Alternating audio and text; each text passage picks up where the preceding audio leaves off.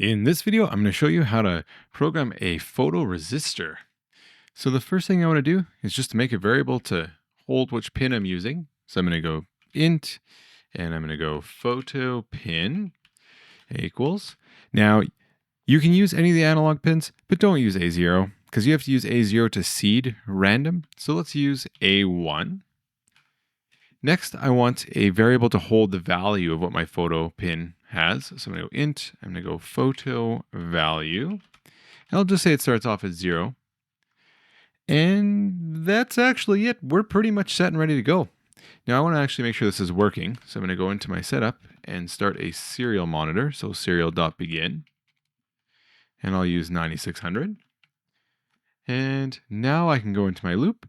And I can actually pull off information from this photo pin. Now, because it's into an analog pin, it does have to be an analog read instead of a digital read. So I'm going to say that the photo value is equal to an analog read. And that's going to be from the photo pin. Now, just to make sure it's working, we can do a serial.println. So serial.println, again, not an I. And I'm just going to print out that photo value. And we can see that it's working as we move it around the room.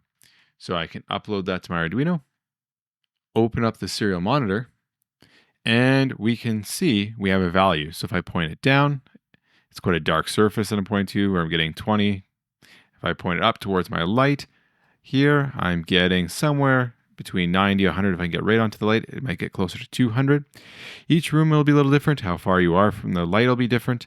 But as long as you're getting some kind of range, at least a range of 100 would be nice. Now, we could take this one step further if we wanted.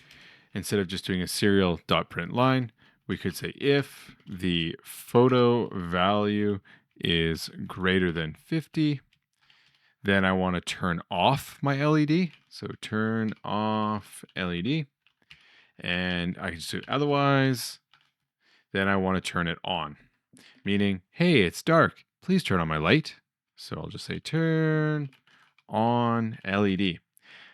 Otherwise, that's it. As long as you've done an analog read and saved that somewhere, you can use that information for any part of your project.